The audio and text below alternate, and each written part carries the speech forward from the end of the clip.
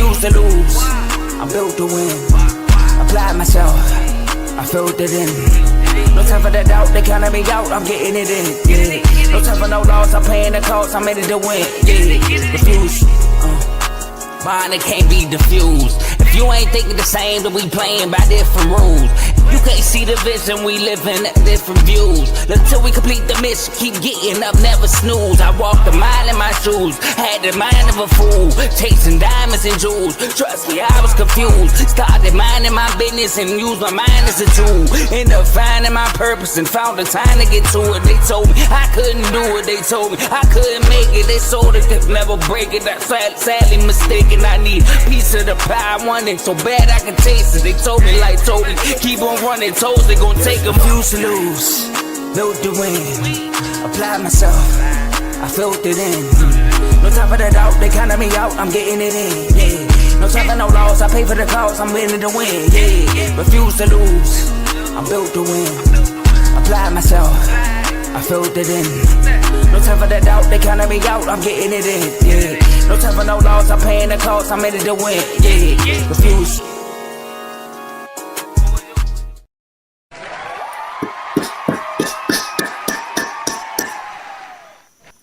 Welcome back, ladies and gentlemen, to another great episode of FFC.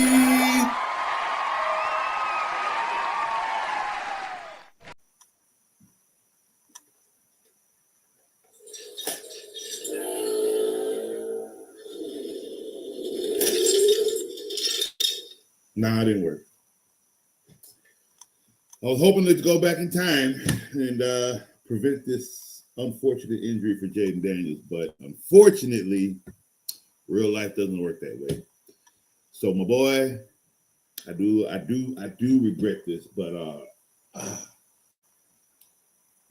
come on over to coach's couch, my boy. Come on over. I'm so sorry, man. Like, that was one gruesome injury. Now I'm going to say something weird that I hope doesn't get taken out of context. But if younger generational football players are wanting to play this sport, last night, that game is what they should have seen. That game, Scatterbow's game, even a few years ago, Dak Prescott, there are certain injuries that happen on the field that the younger generation, like they don't, it's not like when it, like, let's say it happened and they missed it, you can talk to them about it. But like if it's in the moment and they're able to let them see it, their brains need to process what happened. And it's not about making you a better or worse athlete. It's just about consciousness, right? It's just something like you saw this. You were 7 years old when you saw this, right? The guy's still alive. The guy's still playing the sport. But at 7 years old and you saw that and you still decided that you want to play, you may do things different. You may play you might not allow things to happen in a game that happened in that game. You know, it's just certain things you just may pre-precaution yourself. You know, even with basketball injuries, what Paul George's injury was, that was gruesome. Athletes need to see because it is a part of the game. It is a part of the game, understandably. Let's say you're a person on the bench, right? And you're waiting your turn. Something like this happens. Are you now ready? Are you conscious about what happened? Because it can happen to you. It's just, don't be blind and don't be fearful for the younger minds to grasp things like this that happen. Now, the situation that happened with the Bills safety, that's a little different. It is because that person technically died on the field for however long that it took them to revive him. That one they should have went to commercial break the minute they didn't have a pulse. They should have went to commercial break. Injury is an injury. Your body breaks. We're not steel. Like for instance, the head is just not made to smack into each other, but yet we do it. So we have to make sure we take some kind of precautions and some types of safety. Like, the new helmets with the that look like a hat. You know what I mean? If you are making fun, because look, locker room people, we make fun of people, we tease people, we joke. But that one right there, if you making fun of your teammate because he want to wear that extra padded helmet on top of his helmet, you stupid. Why won't you wear it? What is making you so strong that you can't put an extra pad on your head? Something that needs to be very well protected. So I'm glad the NFL is actually trying to find ways to protect players, but there are certain injuries. Look, he put his hand down. You were taught to put your hand down to protect yourself. And his went the other way. Oh, I know a lot of people are upset at the coach and they're upset at the organization that you are losing this many. Why is he still in the game? He's going through his slump is why he was still in the game. He needs to figure out adversity when you're down so many points is why he was still in the game. Could you have pulled him out? Yeah. ATL out for the season. Oh, another injury. Oh my God. Defensive end for Chicago out for the season, a torn Achilles. Woo! This was, I tell you, bro, Stroud is in concussion protocol, so he might not play Sunday. Just so you know. Puka Nacua chest will have a scan on his ribs. Oh my God. This is that time of the year, guys. This is that time of the year. Wilson will practice this week. He didn't want to play. Bucks open practice window for offensive tackle for Luke Goedeke. I think I said that right. He was from IR. So IR should be coming up here soon. Dolphins trade linebacker Jalen Phillips to Eagles. What? You need people? Hey. Well, today's the trade deadline, and as we see, the Dolphins are already being stupid. So, wow, you need people, but you're giving them away. Stefanski gives up play calling. So the Browns coach gives up play calling. Okay, Tillman designated to return. So you got Tillman coming back for the Browns. Oh boy, oh boy. Yeah, we got some brutal injuries. All right, so get well, Jaden Daniels. Hopefully we'll see you soon. Hopefully we'll see you by week 1. Yeah, like I was saying, a lot of people can blame the coach for keeping him in the game still. It could have went either way. He could have stayed in the game and not got hurt, and then what you said. You see what I'm saying? So I'm not really going to just put that on the coach like they set him up to get hurt. The dude is, again, second year of the NFL, and you're going through it. You're going through it. You're sophomore. Coaches have film on you. You're going through it. It's all it was. The injury, unfortunately, injuries play a dirty role in this game. They really do. And it happens at the times we just don't need him to. This was one of those worst ones. So hopefully he'll be back soon, stronger, ready to go next year. Because that's all we can do now. Gotta wait.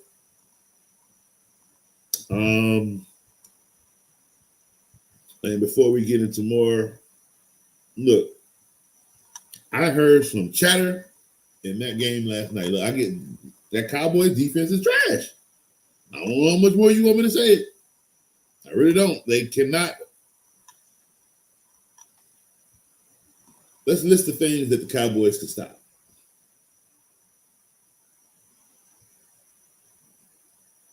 Okay. So, point taken. The garbage, it's horrible over there on that side of the field. So, I didn't expect the Cardinals to come in and do what they did, but big ups to Jacoby Brissett. Big ups, definitely, to my man Big Mac Calais Campbell. Man, he went back home. Good win against the Cowboys. He's feeling good. But here's the chatter I heard. Okay, now the chatter I heard isn't what I wrote. What I wrote is because of the chatter I heard. Now, what I tell y'all, Call of Duty's out. Kyler Murray got it first. He's been dealing with a foot injury that has kept him out of football day to day, week to week, for about 3 weeks now, 3 to 4 weeks now, right? Technically, you could have put him on IR, but you didn't. Weird, right? Now, here's the funny part. You had them commentators last night on Monday Night Football. Literally, after the game the Cardinals had against a number 57th defense, They literally denounced Kyler Murray as the quarterback. They literally said, oh no, there in no way could you allow Kyler Murray to come back and take. Jacoby Brissett has been playing amazing football. Like, that's the commentator saying this. So if you're Kyler Murray at home playing Call of Duty because your foot hurt, and you happen to have the other TV on Monday Night Football looking at your team, because you're not at the game. You were not, if you were at the game, my boy, ain't no way those words come out of them commentators' mouth. And if it did, the camera goes straight to you while they're saying it. It's on ESPN immediately. But you weren't at the game, which gave them every ounce of disrespect to say what they said about you, Kyler Murray. Wow. You lost your job. You lost your job to Brissett. Just know that. They will not give Kyler Murray, and if they do, he's gonna have, if they give him the ball, I promise you, I know football, guys. I know how grown men's minds work in an athletic environment. You put Kyler Murray in the game after Jacoby Brissett has been playing the way that he's playing to justify that stupid ass contract you gave him. Now I'll pay the fine. You will watch the offensive line let his ass get eat up. You will watch them give up on Kyler Murray. You will watch them allow the defense to maul him. I promise you. And then it's going to happen at home where you're going to hear thousands of fans boo you, boo Kyler Murray, and chant for Brissett. Is that what you really want? Is that what you really need for this organization right now? No, you're winning. Therefore, the fact is, Kyler Murray for $280 million is now benched.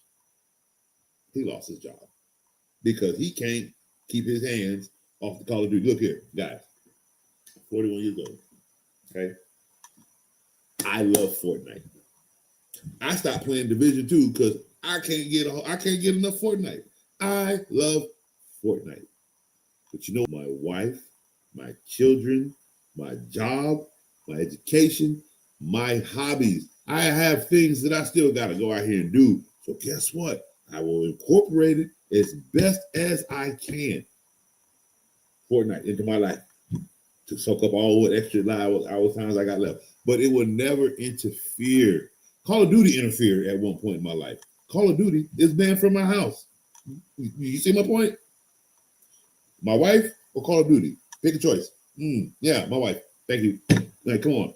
You have chosen this game over your job, over becoming because since Kyler Murray's came in the NFL, show me a year where he has actually gotten better. Show me a year where he has actually played 17 games of football.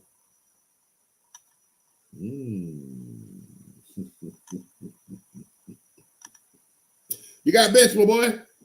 Jacoby Brissett is now the starting quarterback for the Arizona Cardinals, and I'm here for it. He sits in the pocket and slings the ball a whole lot better than that little boy that run around the circle and throw it in the air. But y'all didn't want to hear it. Y'all didn't want to hear when Coach was saying it year after year after year. How many of y'all got Kyler Murray on your roster, by the way? I'm just asking. Please, in the chat, say I do. And don't lie. Don't lie. As a matter of fact, how many of you for the last 5 years have had Kyler Murray on your roster? Go and tell me how many championships you have with it. Go ahead. I'll wait. Go in the chat. Tell Coach I had Kyler Murray in this year. And tell me if you won. If you won, I might have to send you something. I really might. I might. But I need the proof. Oh, yeah. I need you to go into your little app, go into the past, and then you go pull up that win. Please, thank you kindly. And when I mean win, the season you won with Kyler Murray as your quarterback, all through fantasy. I need all through fantasy. Not 1 week can be missed. I need it all. Because it ain't there. Ain't a file on him about that. No. They have more data on his game dropping when Call of Duty comes out than they have of him with a winning record. Isn't that crazy? That's wild. Like, they literally have the fact that Kyler Murray's percentages here drop in this time of the year. And guess what comes out in that time of the year? And that's crazy work. That somebody would go out his way, and y'all sat here and told me Kyler Murray is one of the top tier quarterbacks in the NFL. And you people would, it's almost like y'all wanted to upset Coach with that kind of comment. Y'all wanted it, but I didn't let you get to me. I just laughed it off and said, okay, Kyler Murray it is. But no, Kyler Murray is what I thought he was. He runs around in a circle and he throws the ball in there. He don't do nothing. He don't read no progressions. He does nothing with any offensive weapons, bro. Like, Cardinals have actually a really good team. You know what they're missing? A quarterback. Go figure. But good job for Brissett. I love Brissett with them right now. What I hope is that, I don't know how good he's going to stay. So what I do hope is that it's enough. The problem with Brissett playing good football right now, right? They could get 8-9 wins. You know what that does? That puts them in 15th place, and they got to hope to get a really good draft pick. Obviously, a quarterback. You see what I'm saying? So I think I want him to play good, but him playing good actually hurts their draft status.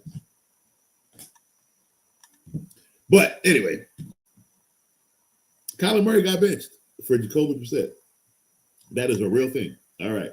So let us now get through our recap session and go through week 9 and let us discuss how many games we won and lost. There it is. There we go.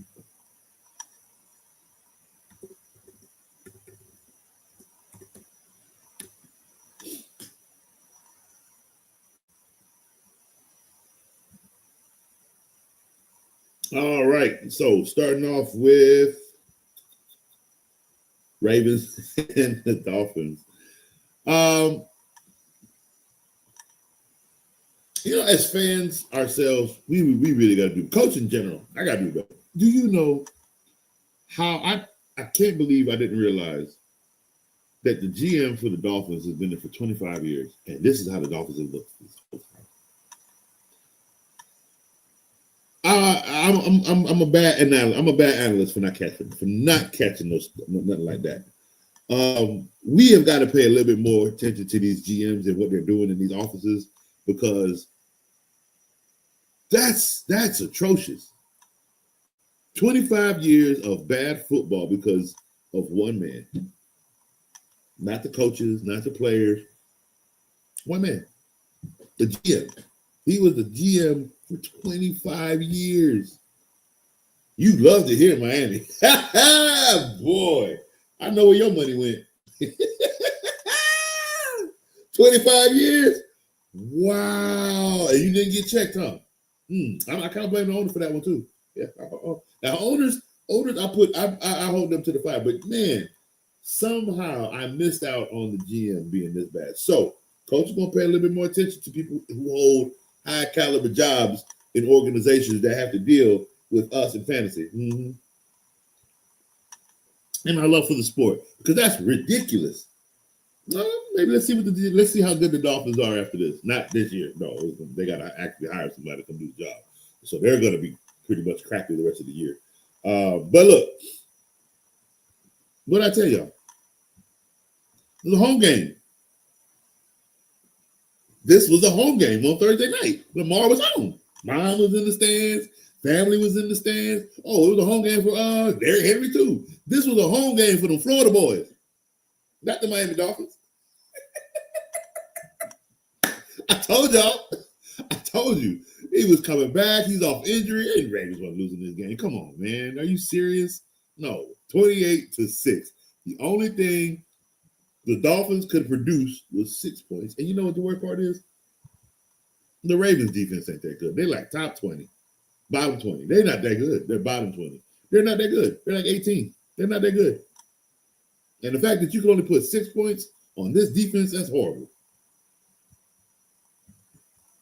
Dolphins ain't. So what's their record? 2-7. I said they were going to go 9-8 or 8-9. We looking close to the 6-10. 6-11. We're looking closer to 6-11, buddy. If that, it might be 5-12. I'm sorry, these Dolphins are horrible. There's nothing. Look, even if the fact that the offense could have put up more points, right? Have you seen the Dolphins defense? I don't know what you guys. I don't know what people are looking for. There's nothing in Miami. Bad coaching, bad quarterbacking, bad defense. It's all bad. That's bad GM, bad ownership for allowing this bad GM, bad fans for allowing. Y'all calling for him now, but where were y'all the last 24 years, Miami fans? Last 10 years. I don't live here. I just got here. Y'all knew it better than me. That's crazy. That's 25 years of bad football. Wow. Ooh, but me, I gotta do better by knowing about these GMs. That's all. Don't worry. We're gonna start doing our homework on these guys. We can't have people holding jobs that ain't doing their job. All right. Steelers and Colts. I told you guys, Steelers weren't losing 3 in a row. That's really was the premise of them winning this game. It was a good game, 27-20. Colts could suffer a second. They could suffer another loss, and it's on the road too. You're going to Pittsburgh. You're going to Steel City. There was no reason the Steelers should have lost this game. They should have come out ready to go. They should have come out strong. They should have come out with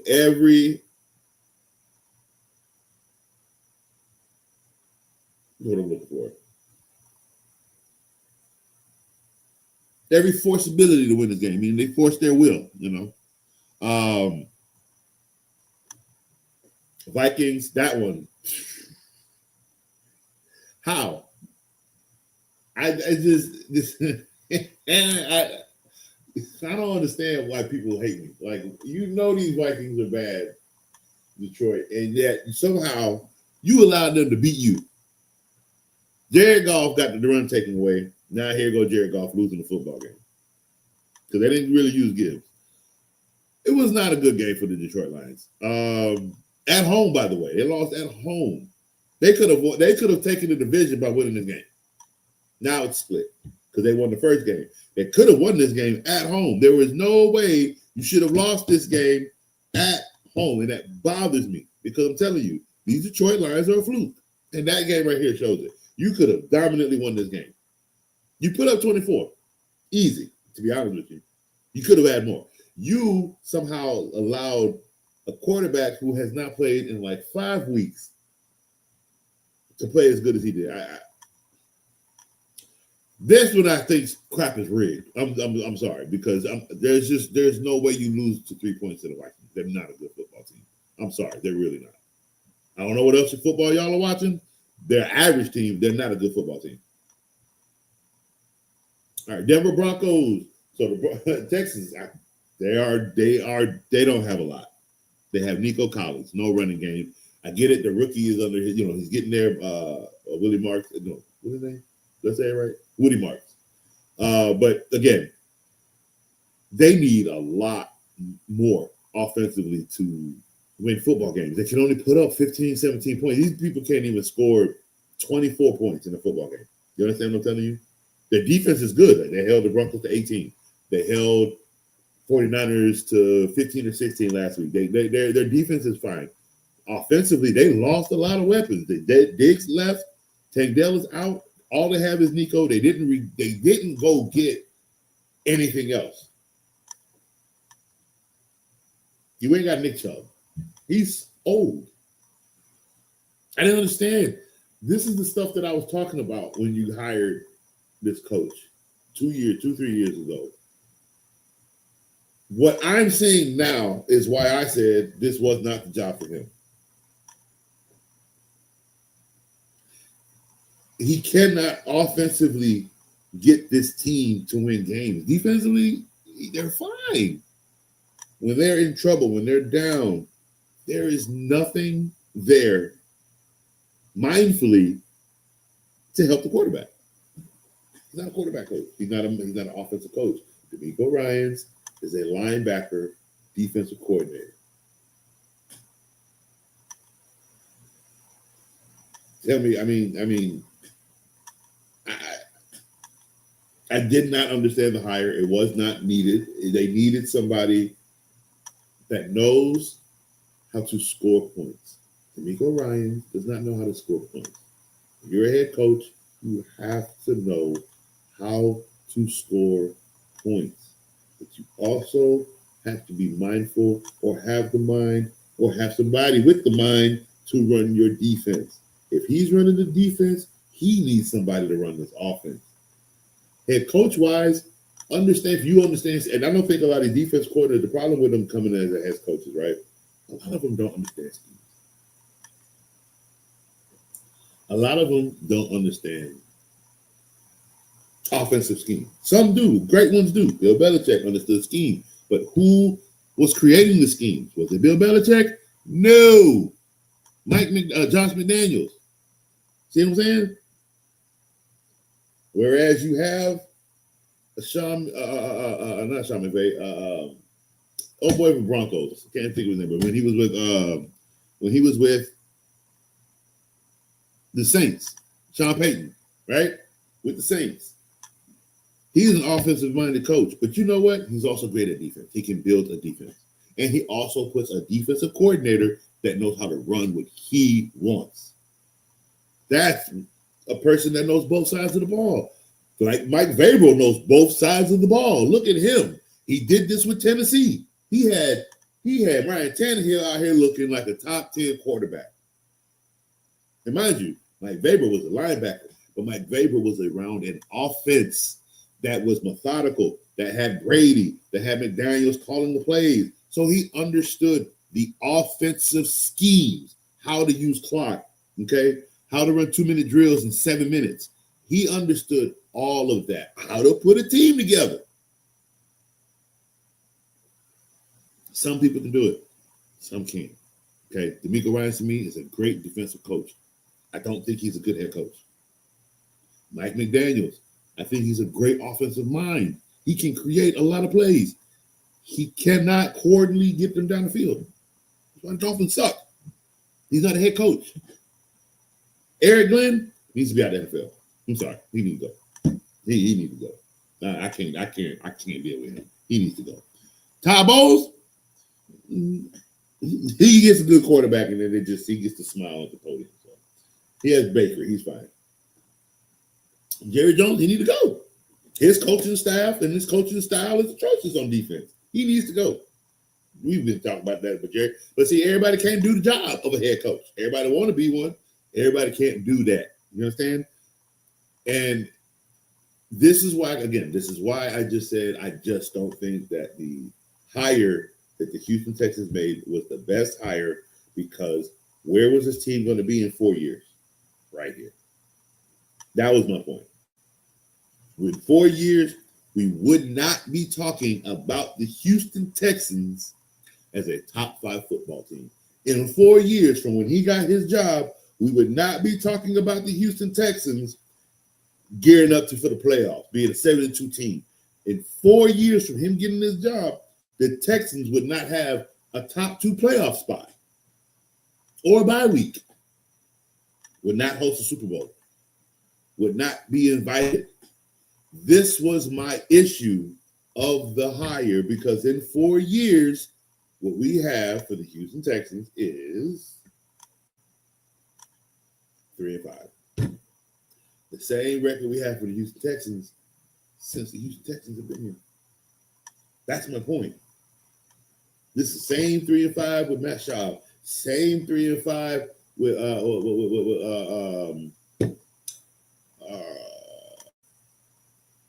I can't think of it. When the Texans first became a franchise and got that quarterback, because his brother came in and played for the Raiders. I can't think of his name.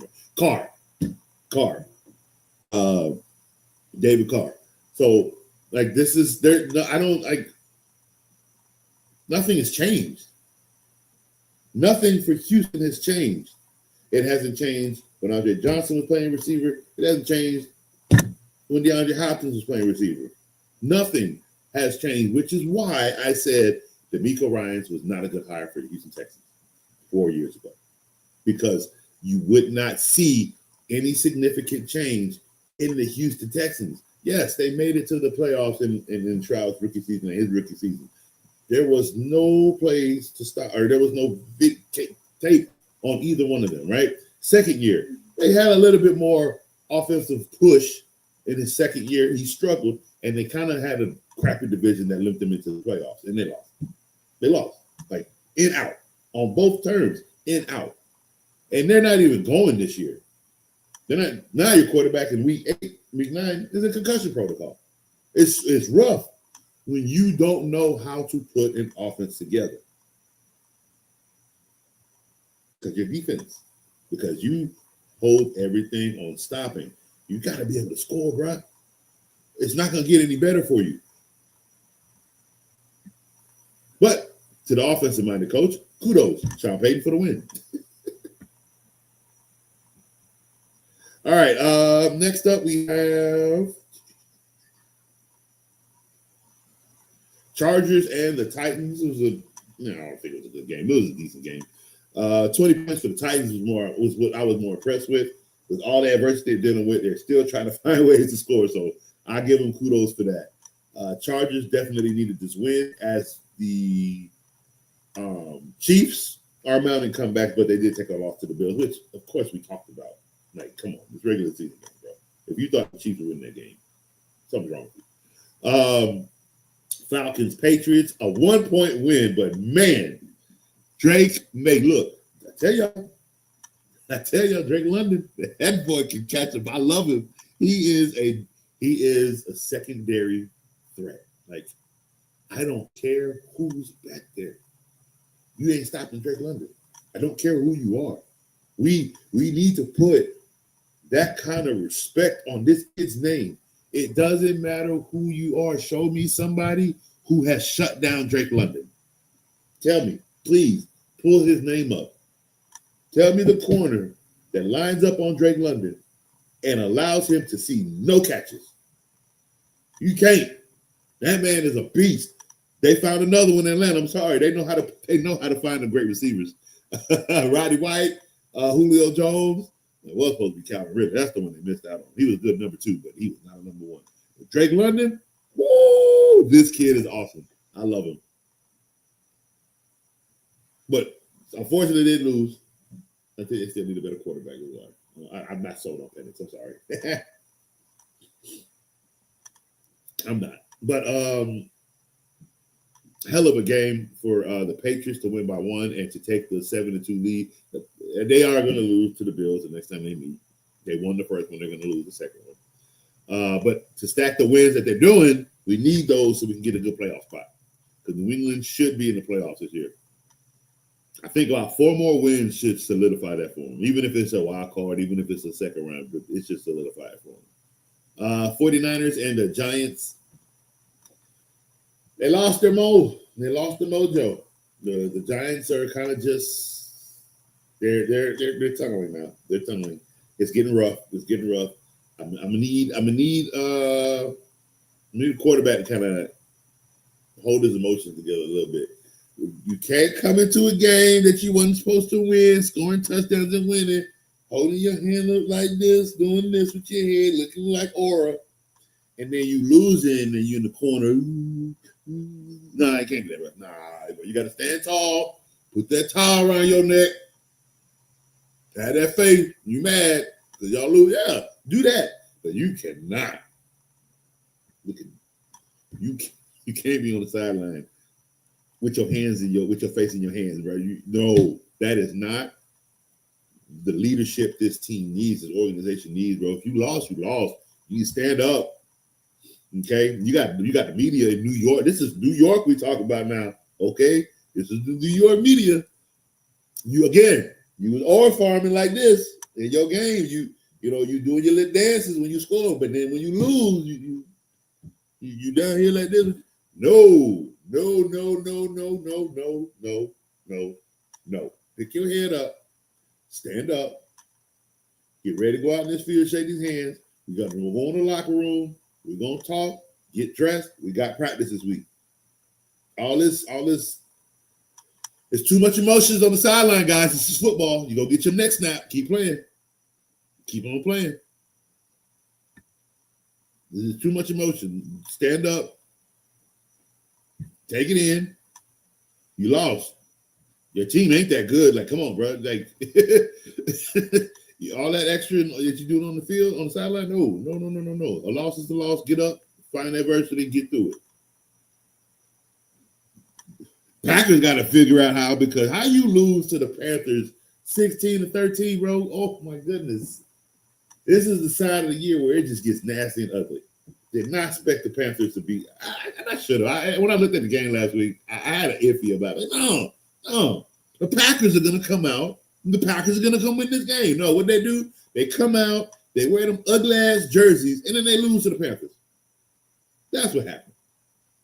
Jordan Love looks like a scrub right now. Fix it. Fix it. You're not helping people in fantasy football right now, are you? You about to get benched. Jordan Love looks like a scrub. Correct me if I'm wrong. Yet you got the Chicago Bears with nothing but hope. Okay, fire. Okay, adversity through every corner. Okay, what? Another touchdown? Oh, we doing another touchdown. What? They doing another touchdown? No, we doing another touchdown. This is the Chicago Bears, and then they won 47-42.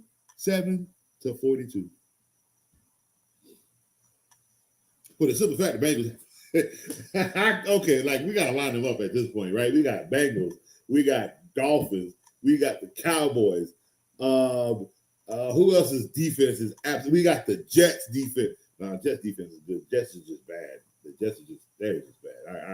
I give a little bit more respect for the players on the Jets defense. They need a better coordinator. They need a better coach. I'm not even gonna come for the Jets defense like that. Right? Robert Saleh actually built something there, and say they just need somebody to come take it over the right way. But we got to find it. There's a couple other these asinine defenses, bro. Like, this is bad. How are these defenses so bad? How does somebody still have a job? Who was the coordinator for the Bengals, and why do you still work there? Why? What? Who did you catch on camera doing something wrong? How do you still have a job? Because it's blackmail at this point. You really? You got the receivers out here. Are you gonna come up here and say nobody's corner? I'm not. He ain't trying to get dealt with by it because it's not the players. Are you paying attention? Are you all paying attention? Can we just get an effing stop? That has nothing, and I mean nothing to do with the personnel on that side of the ball. They are coming for the coaching staff. Bro. He literally said, "I'm not coming to the player. You're not going to come there. You're not dealing with me." But it's not. It's the stopping. Why can't we call something to get a stop? And I'll be honest with you. I feel like the defense itself for the Bengals, I really feel like they gave up on the coach. I really feel like that's what it is. There's a lot going on in Cincinnati, but the defense is bad. What, Cowboys 47? These boys got to be 75th worst. There's only 32 teams, guys. This is bad. This is really, really, really bad. I don't know what to say. Again, I thought it was gonna look good with Joe Flacco there. And they're gonna say the season ain't gonna burn. Nope, not playing like this kind of defense. No. Mind you, we are still November 4th. The trade deadline ends today at 4 p.m. Eastern time. And the only trade that we had so far with the Dolphins being dumb and letting go a linebacker to the Eagles. So we can only imagine how the rest of today is going to go. So let's pay attention. If you have a player offensively, pay attention. Like a receiver, a running back, pay attention. They could be going to a new team today. Or if you wanted them to and they're not, you might have to drop that player. Because he ain't going to get no catches. Like if Jacoby Myers might not get traded. And if you got Jacoby Myers, so sorry. All right, next game we got are the Rams and the Saints. Look here, guys. Okay, Saints are bad. We know this. Like, there's nothing to really depict about them. They're bad football. Ooh, Colts got a good. They got a good rebound game coming against the Atlanta Falcons in London. I think that's the London game. Chicago's are probably going to steamroll over New York. We'll go over those tomorrow. Let me stop. All right. Good job on the win for the Rams against the Saints. I like the Rams, man. They're looking real strong. They got two good receivers. One is now injured, though, so they got to be careful. This is part of the injury we got. Look, what they need to start doing, put that ball in Kyron's hand now. Stop passing so much. We got to change up a little bit. Let's start focusing on running the ball a little bit better. That's what they really should have did against the Jets. They should have ran the ball a lot more. They should have, even with Corum, they should have just basically, that was a game where you can go in at this point at the end of the game, finish the game like this, and like, I'm trying to read fast.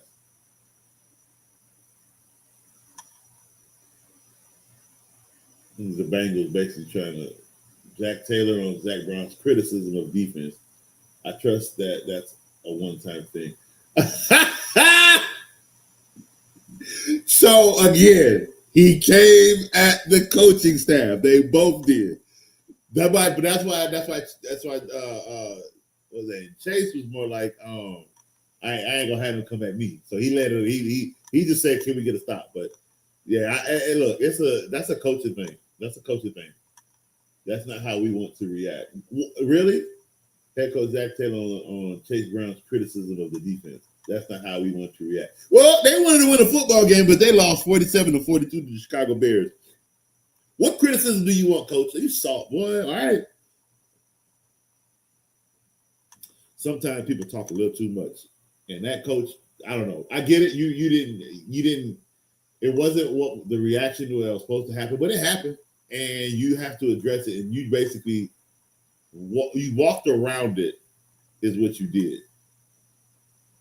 And these players are upset. They're not happy. Look, you got your quarterback hurt. You're not winning a football game. You go out and get the old quarterback. You won a couple games, but it's like you're not fixing the issue. It's the issue. So the players they're upset. They're frustrated. What do you want from them? It's almost like you're not even trying to win a football game, guys. All right. Anyway, Rams Saints. Rams win 34-10. Jaguars Raiders. I told you guys Jaguars were going to win this game. I don't know how, because they're bad. The Raiders are just worse. That's the other bad defense, the Raiders. 30-29, Jaguars. Chiefs lose to the Bills, 28-21. Again, like I said, look, regular season, and this is like their second time playing each other in the regular season. Josh Allen's 2-0. In the playoffs, Chiefs are 4-0 to the Bills. Just keep that in mind. And every time the Bills play the Chiefs win the Super Bowl. So, look, it's regular season. Like, this is not the victory we should be screaming for. It was a regular season game that the Chiefs were going to lose. I don't know why they were going to lose. In my head, I just had them losing due to it's like, okay, let me see if I can explain it. Because I guessed it, right? The Bills have a better defense. The Chiefs have a good offense. They're kind of getting back under their, they're getting there, right? But it's not there.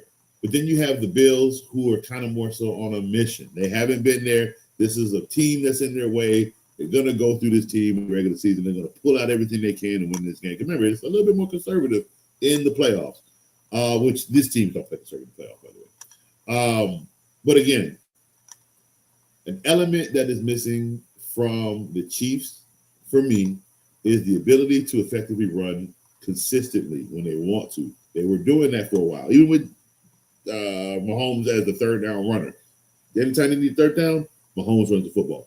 Lately, including even last year, that has kind of slowed down. They've been trying to rely on the actual running backs who cannot run the football.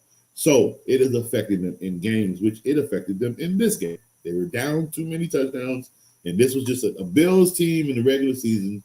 It's not a team when you're down 17 points, you can just come back and win. This is not.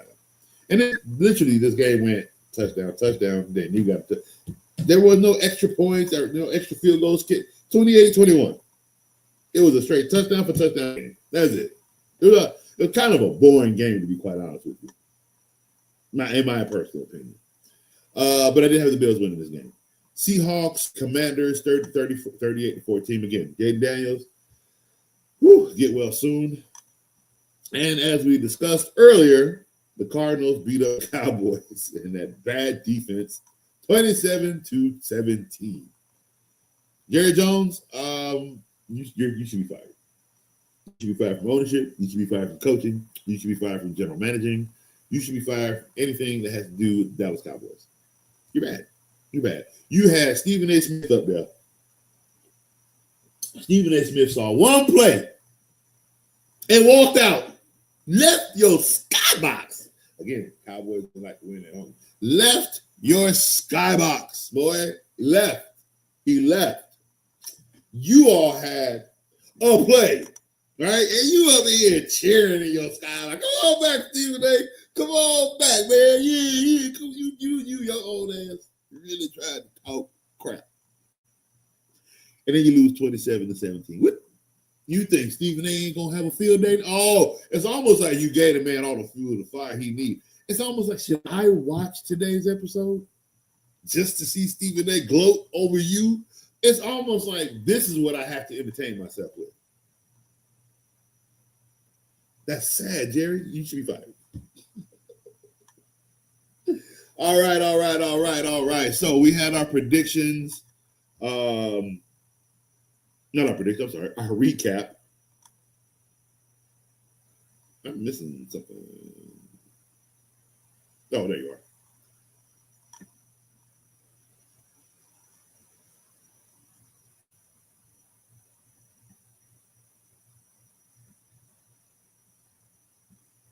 Let's see here.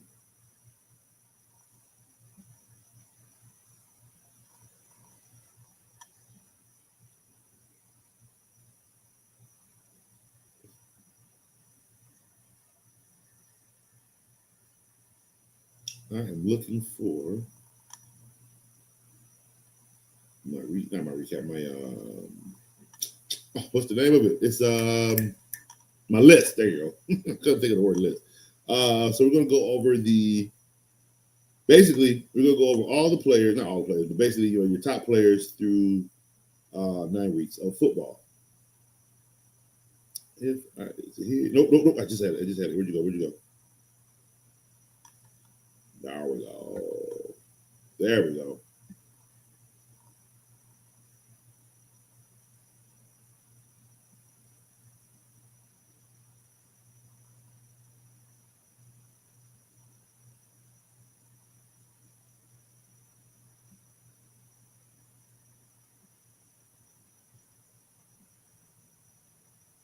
All right.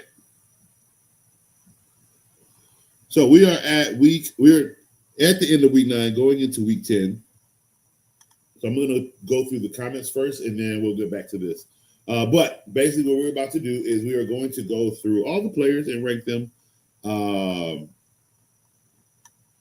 basically it's giving you a rank of where these players are from week 1 through week 9. Like basically through 9 weeks, who's number 1 down to 30 for receivers, running backs, and quarterbacks. But before we get into that, we are going to jump into the comment section. We got a couple.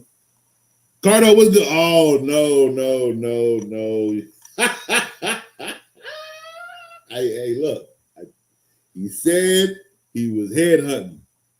I lost to Kev because of Puka's injury and Olave having a backup court. Yep.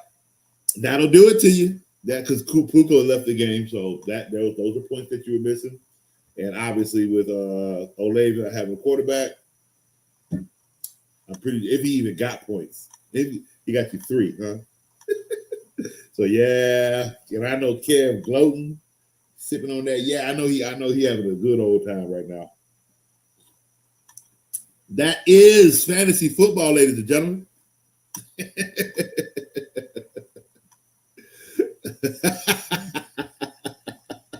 I bet.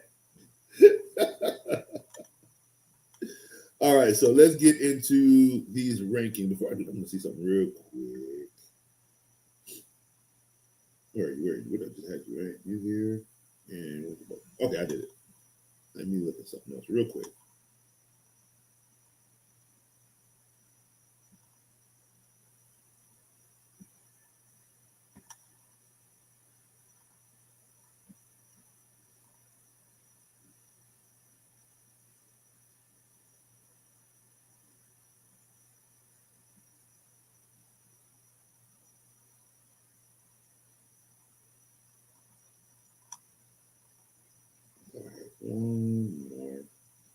The one I really wanted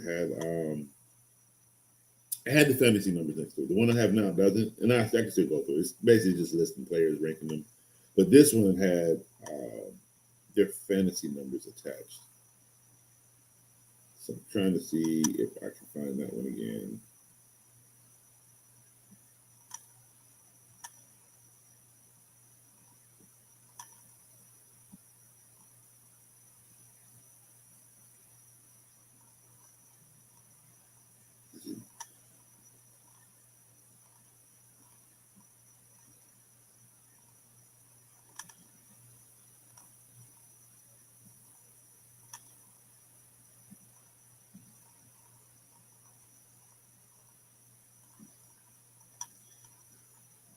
I think I have.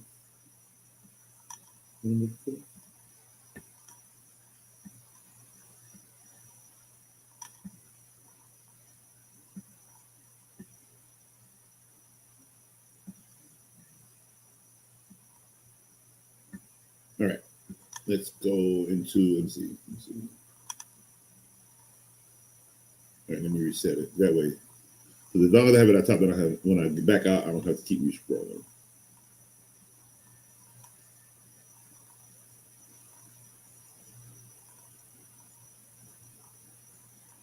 All right, back out, go back in, and hopefully it's set up right.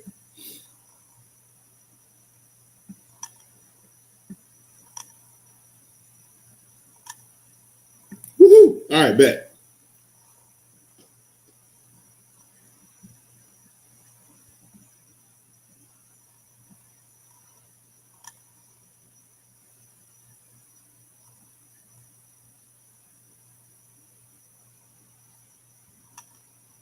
Okay, so our rankings through week 9. All right, so we got quarterbacks. As of right now, we have Patrick Mahomes at number 1, Josh Allen at number 2. Lamar Jackson is the number 3 quarterback through 9 weeks. No, this is wrong. This is for the week 9. Nah, this is wrong. This is not what I need. Crap. That is not what I'm looking for.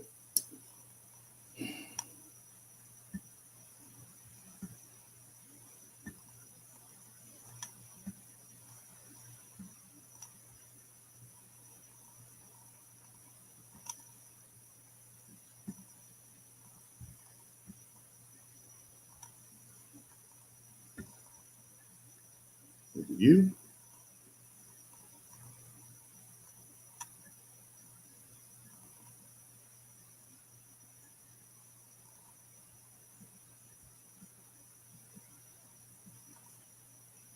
Nah, I don't think I have it. Because I don't like with.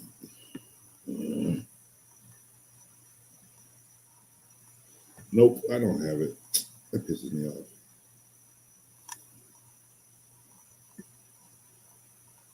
And I had a perfect. I don't know what I did with it. It basically had all the players ranked through their weeks. I mean, not through the week, through basically collectively, like because it had their total yardages. It had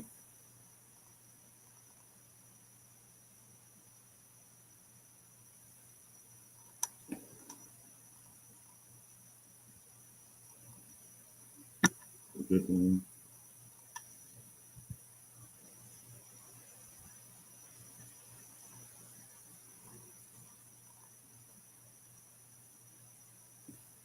I'm so angry.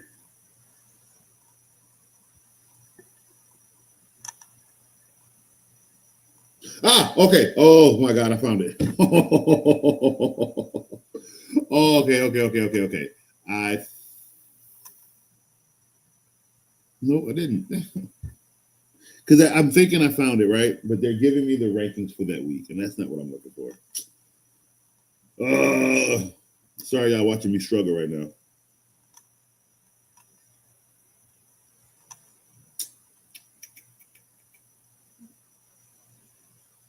I'm not looking for the weekly update because then they're giving me the game that they just played, and that's not what I'm looking for. I understand the game that they played, but I need the collective numbers. Let me try one more thing.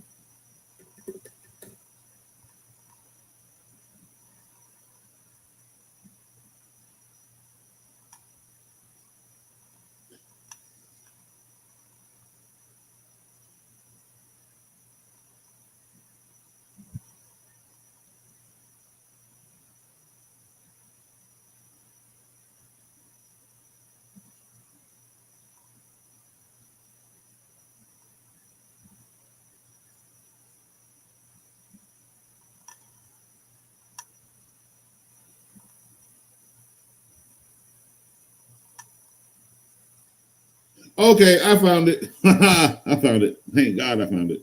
All right. Now, because I'm looking at the rankings, I need rankings. There's certain information that I need, and I have it. Okay. All right. We're good. We're good. Excuse me. Okay, so we are going to start off with quarterbacks, and we have our rankings. Okay, so at number one, we have Patrick Mahomes. All right, he is at 2,349 passing yards, 17 touchdowns to 5 interceptions. All right, he has 285 rushing yards to 4 rushing touchdowns. So Patrick Mahomes has 9 total touchdowns on the season already. He has a bye week this week. At number two, we have Drake May at 2,285 passing yards, 17 touchdowns himself to 4 interceptions. So he's up there with Pat Mahomes. We have Justin Herbert at number 3 with 2,390 touchdowns, 2,390 passing yards, 18 touchdowns to 8 interceptions. Josh Allen at number 4 with 1,800 passing yards, 1,833, 13 touchdowns to 4 interceptions. No MVP in sight. Bo Nix, 1,976 yards, 17 touchdowns to 6 interceptions. What's that? 5, 1, 2, 3, 4, 5. Number 6 is Daniel Jones, 2,404 passing yards, 14 touchdowns to 6 interceptions. Didn't realize he had that many interceptions. Jalen Hurts has 1,677 yards, 15 touchdowns to 1 interception. He's playing really good football. Dak Prescott has 2,319 yards, 17 touchdowns to 6 interceptions. That's what 1, 2, 3, 4, 5, 6, 7, 8. Those are the top 8 quarterbacks at the moment. At number 9 is Matthew Stafford with 2,147 passing yards, 21 touchdowns to only 2 interceptions. Pay attention. At number 10, Caleb Williams at 1,916 passing yards, 12 touchdowns to 4 interceptions. Again, playing good football as he did last year. Baker Mayfield. He's last couple of games he's kind of sold 1,919 passing yards, 13 touchdowns, 2 interceptions. He's out of the race for MVP at the moment. Hopefully he can get those back here in the next game or so. Jordan Love, 2,071 passing yards, 13 touchdowns to 3 interceptions. That's number 11. Number 12, Sam Darnold, 2,084 passing yards, 16 touchdowns to 5 interceptions. Jared Goff, 1,915 passing yards, 17 touchdowns to 3 interceptions. 10, 11, 12, 13, that's 14. 15, Jackson Dart, 1,175 passing yards, 10 touchdowns to 3 interceptions. Trevor Lawrence, 1,840 yards, 9 touchdowns to 6 interceptions. This kid is trash. Aaron Rodgers, 1,692 yards, 17 touchdowns, 5 interceptions. Joe Flacco, 2,069 yards, 13 touchdowns, 8 interceptions. C.J. Stroud, 1,702 yards, 11 touchdowns to 5 interceptions. Lamar Jackson, 1,073 yards, 14 touchdowns to 1 interception. He had a lot of touchdowns to make up. He ain't played football in a while. He threw for 4 touchdowns. Justin Fields, 1,089 yards for 5 touchdowns. 2 years, $40 million. The double franchise tag. I ain't never seen nothing like it. Tua Tagovailoa, 1,779 yards, 15 touchdowns, 11 interceptions. My God. And we're going to stop there because nobody else really matters. So what is that? 11, 12, 13, 14, 15, 16, 17, 18, 19, 20, 21, 22 quarterbacks is what we went over. 23 is injured, so he's out for the season. 24 is Mac Jones. 10 touchdowns. I'm not really caring about Mac Jones. Or Michael Penix, or Geno Smith, or Kyler Murray. Everything, it just gets worse after that. All right. Running backs.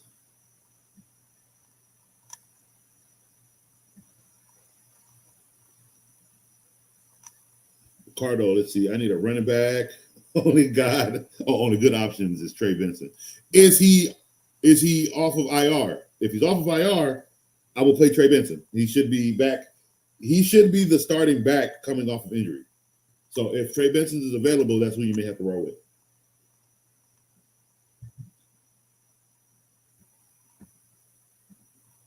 Where's my chart? Where did we go?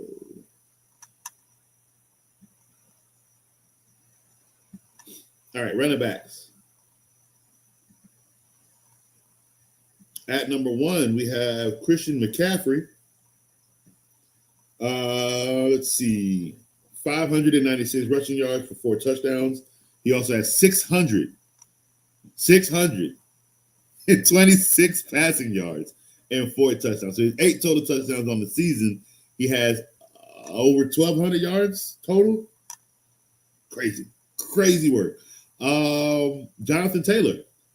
And you know what's funny? He has more yards than Jonathan Taylor collectively, but Jonathan Taylor is more in line for, obviously, MVP. If he gets 2,000 yards, but he won't. But you know what I mean? Like, for the running back to get MVP, you need over 2,000 some yards. Crazy work like that. Christian McCaffrey can get it, but it has to be in one category. It can't be 1,000 here and 1,000 there. He'll get an award for that, but he can't get like the ultimate award for running or receiving unless he does the collective work on that side of the ball.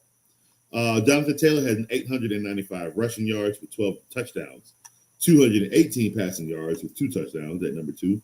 Number 3, Devon Achane, 606 rushing yards with 3 touchdowns, 274 passing yards with 4 touchdowns. Now, for fantasy purposes, I read off both sides because obviously for a running back, you want both, right? And the one leading that is Devon Achane so far. No, it'll be Jonathan Taylor and then Devon Achane. Actually, it will be Christian McCaffrey because he's doing work in both sides. 596 and 626. It's Christian McCaffrey, actually. That's why he's number 1. Remember, this is PPR, so obviously, yes, for PPR purposes, it's Christian McCaffrey all the way. Bijan Robinson at number 4, 595 rushing yards with 2 touchdowns, 463 passing yards with 2 touchdowns. So he would, if he had more touchdowns, he would most likely be ranked over Christian McCaffrey. In fact, Christian McCaffrey has 4 touchdowns in both categories. He has 4 in passing, he has 4 receiving touchdowns, and he has 4 rushing touchdowns. Josh Jacobs at number 5, 534 receptions, rushing yards with 10 touchdowns, 204 receiving passing yards with 0 touchdowns. Javonte Williams on a bye has 716 rushing yards with 8 touchdowns. He has 93 passing yards with 1 touchdown. James Cook, is that 1, 2, 3, 4, 5, 6? James Cook at number 7 at 867 rushing yards with 7 touchdowns. He has 100 receiving yards with 0 touchdowns. Jahmyr Gibbs has 551 rushing yards with 6 touchdowns, 197 passing yards with 1 touchdown. Rico Dowell, was that 1, 2, 3, 4, 5, 6, 7, 8, 9? Oh, Rico Dowell at number 9 has 735 rushing yards with 4 touchdowns. He has 132 passing yards with 1 touchdown. Saquon Barkley, 519 rushing yards with 4 touchdowns, 159 passing yards with 2 touchdowns. Kyren Williams, 586 rushing yards with 3 touchdowns, 166 passing yards with 3 touchdowns. Not bad. Ashton Jeanty, 487 rushing yards with 3 touchdowns, and 133 passing yards with 3 touchdowns, which makes him 1, 2, 3, 4, 5, 6, 7, 8, 9, 10, 11. It makes him the number 12 running back in the NFL in fantasy.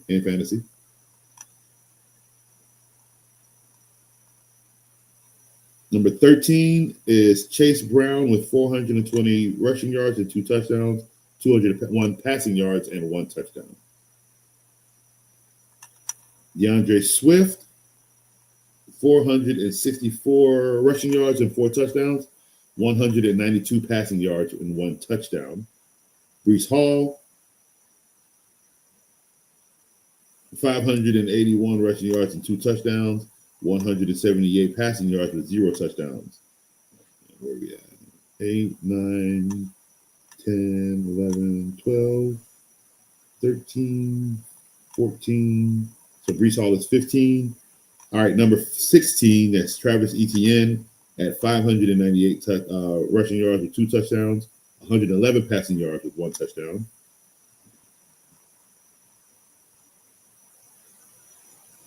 Number 17, J.K. Dobbins, 695 passing yards with 4 touchdowns, 30 passing yards with 0 touchdowns.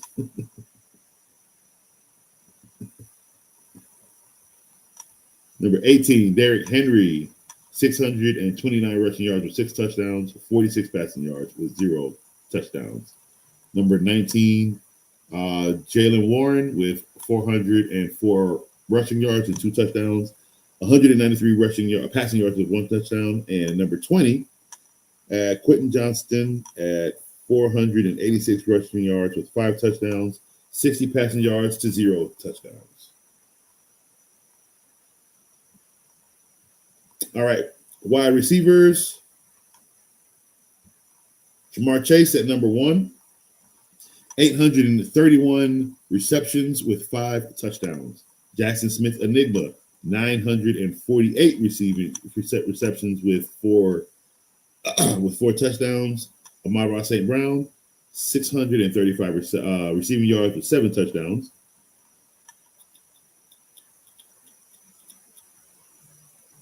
Let's see here. Number 4, Puka Nacua, 711 passing yards with 3 touchdowns.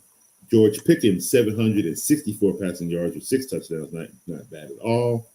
What's that? Number 5, 1, 2, 3, 4, 5. Number 6, Michael Pittman, 561 passing yards with 6 touchdowns. Number 7, Drake London, 587 passing yards with 5 touchdowns.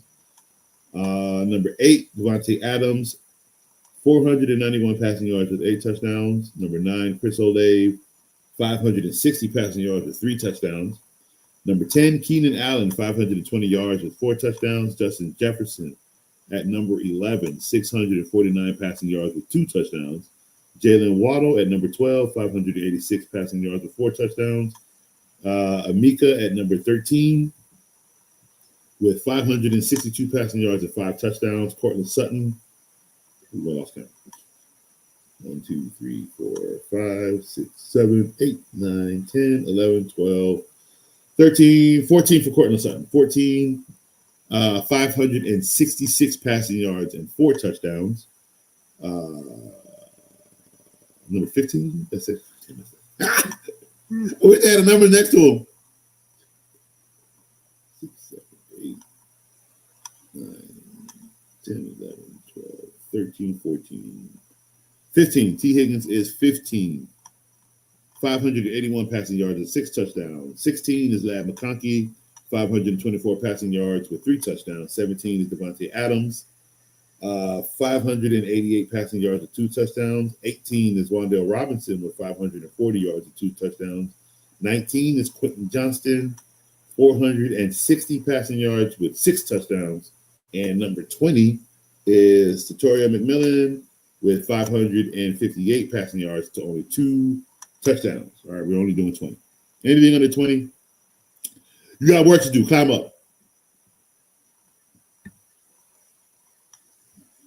All right, ranked tight ends. Number 1, Trey McBride, 476 passing yards, 5 touchdowns. Number 2, Drake Ferguson, 384 passing yards, 6 touchdowns. Tyler Warren, rookie, 518 passing yards to 3 touchdowns. That is amazing. Tucker Kraft is number 4, 889 passing yards to 6 touchdowns. Number 5 is Travis Kelce, 540 passing yards to 3 touchdowns. Number 6, Dallas Goedert, 289 passing yards to 7 touchdowns. He's a red zone target. Dallas Goddard. Number 7, Sam Laporta, 436 passing yards to 3 touchdowns. Dalton Kincaid, 411 passing yards to 4 touchdowns. 1, 2, 3, 4, 5, 6, 7, 8, 9 is Hunter Henry, 368 passing yards to 4 touchdowns. Number 10 is Juwan Johnson. I can't believe that. 399 passing yards, 2 touchdowns. Number 11, Orlando Gadsden. 453 passing yards to 2 touchdowns. He'll jump up to the top 10 real quick. Kyle Pitts is number 12. Wow. 382 passing yards to 1 touchdown. See, number 13, he needs a better quarterback. Brock Bowers, 352 passing yards to 3 touchdowns. Zach Ertz at number 14, 291 passing yards, 4 touchdowns. Number 14 is Harold Fannin, 352 passing yards to 2 touchdowns. Number 15 is Theo Johnston, 239 to 5 touchdowns. Oops. All right, how do I go back? 1, 2, 3, 4, 5, 6, 7, 8, 9, 10, 11, 12, 13, 14, 15, 16. All right, number 17, Dalton Schultz, 385 passing yards, 0 touchdowns. I lost count again.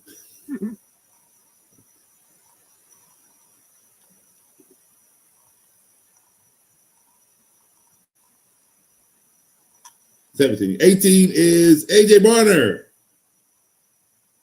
18 is AJ Barner. 236 passing yards to 4 touchdowns. 19 is Mark Andrews. 230 passing yards to 4 touchdowns. And number 20 is Jake Tongs. Yeah, Jake Tongs. 226 passing yards to 4 touchdowns. All right, so those are your top 4 positions. And ranked.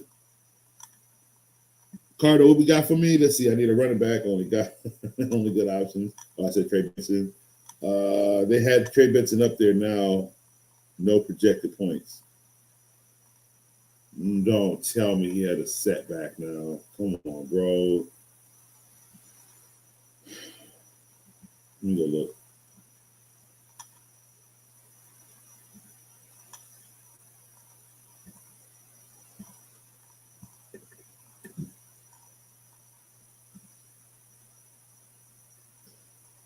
They still have him designated on IR.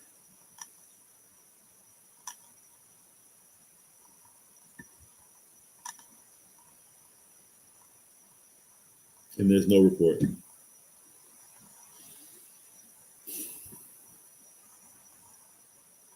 They have no report on this dude.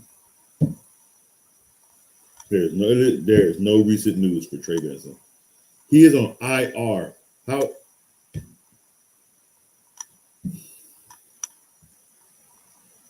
This is frustrating. What's going on with Trey Benson's injury?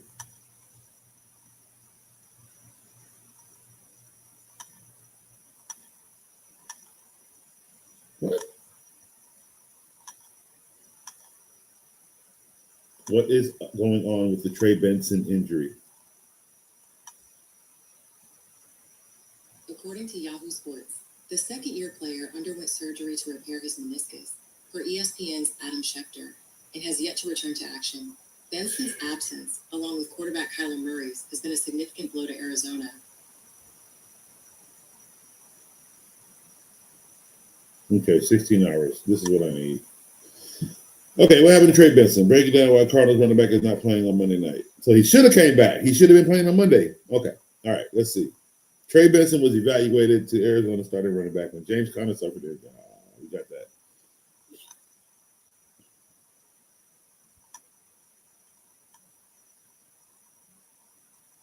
He's likely to resume his role as their future back upon his return, but it won't happen this week. So when? His first opportunity to return to the field will come in Week 10 when they take on the Seahawks. A division game. Yep. Well, we'll matter of fact, because it is Tuesday, that's probably why they don't have any reports. So tomorrow's show, we should have a report about Trey Benson if he's playing on Sunday. So let's keep our eye on Trey Benson. That's what we'll just have to keep our eye on him. Singletary is my best option. No, it's not. Your best option is to play a blank spot. But we're not going to put Singletary out there like that. No, he is not your best option. You will sit here and just wish you just left that spot open. Don't do that. Don't do that to yourself.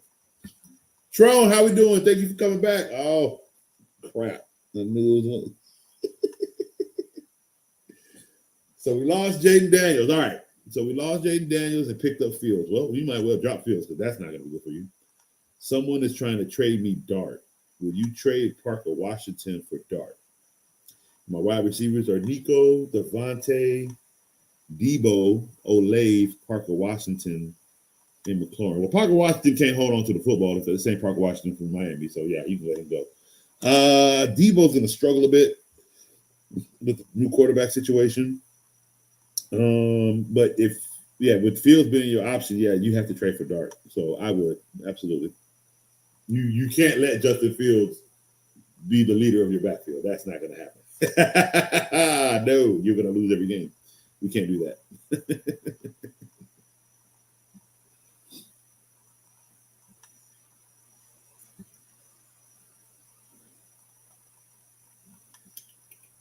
Let's see if I got anything else for you guys. Seeing as it is just a recap week, it's really just putting out who won and who lost, and any other vital information. Again, like I said, ranking the players that are where they are through 9 weeks of football, and answering any questions. There's only a few questions today. Said light day. Not too many happy people have been seen with their roster. I think we had a few losses this week, so there's not too many happy faces on Tuesday.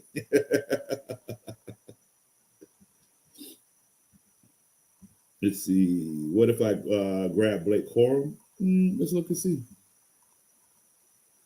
I know he can back up to Kyron. I'm not sure what his touches are like, but let's go look.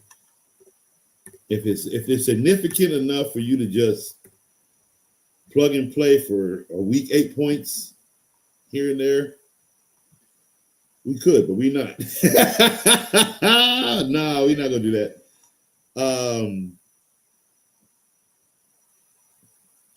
If you need him for a stash, if you need him for a stash right now, if you needed to play him right now, I don't know if I would. The numbers aren't enough for me to play him. His highest was 10 points in week 2, and that's because he scored a touchdown. But other than that, 44 yards, 553, 21, 13, 23, 37, and 58. And he only carried the ball 1, 5, 8, 9, 1, 5, 12, 13. These aren't good numbers. So, I mean, if you're looking to stash him, maybe, praying on the downfall of like Kyrie Williams. I know that sucks. But so like I said, with Trey Benson for week 10, they're saying he should be back. So that's what I'm saying. We can look tomorrow, and hopefully they take the IR tag, or if at least tomorrow they'll have a report on him to know if he's going to practice, how everything is going in that fashion. So I wouldn't get too panicky about Trey Benson just yet. I believe week 9 was his 4th week on IR, so that's fine. Let's see, how would you rank these quarterback options? JD5 replacement: Darnold, Trevor, Fields, McCarthy, Rodgers, Geno, Penix, Mariota. Well, it would be Darnold, Rodgers, Penix,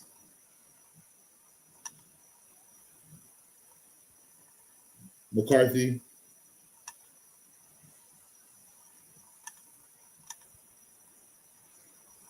Trevor, Geno, Fields. No, Trevor, Fields, Geno.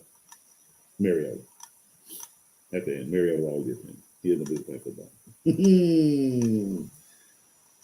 You hope to pick up Flacco while on bye and play matchup. Oh, that's fine. Yeah, if you get Flacco's available too, I would actually rank him higher than everybody.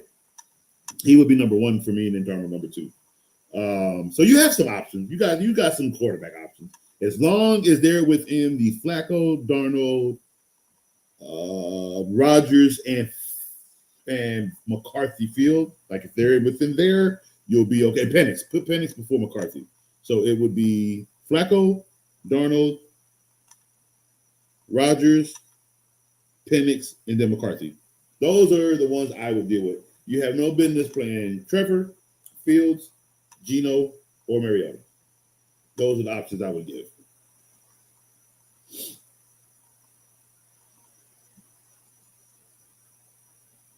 All right, everybody. So today was just a short show. To show up, go through this last week's games. Talk to you guys if you had any questions, which we had a little bit, not too bad. Tomorrow we're here for another great show. Tomorrow we're getting ourselves ready for week 10. All right. So week 10 is upon us. Please come in tomorrow. Be ready with your questions. Be ready with your lineups.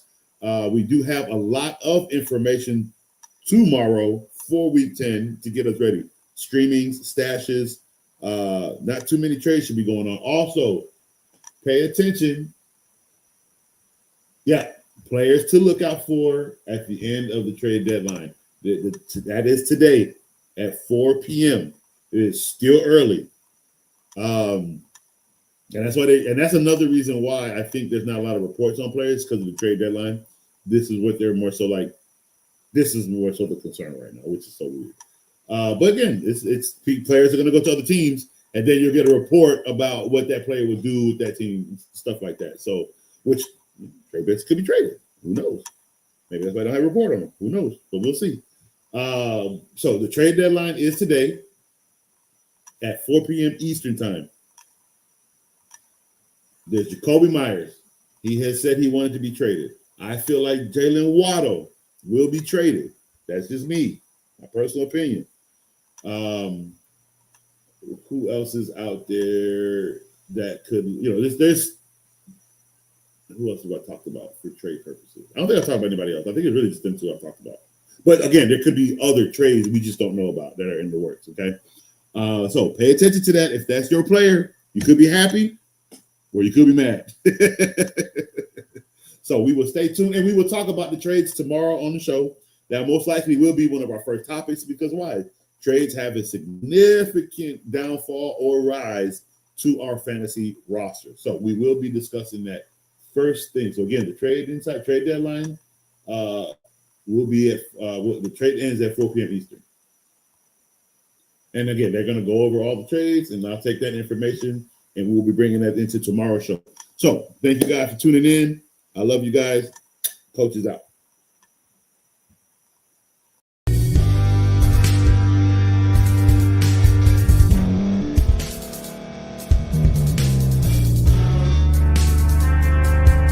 Thank you for staying to the end. If you're watching this on YouTube, please like this video, subscribe, and also hit that notification button so you can be notified next time we put out a video. If you're listening on any podcast platform, subscribe and hit that notification button, y'all, so you can be notified we put out another podcast audio.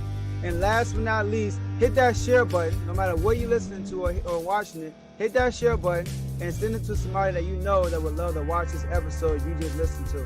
So once again, thank you for staying to the end, and we'll see y'all in the next episode.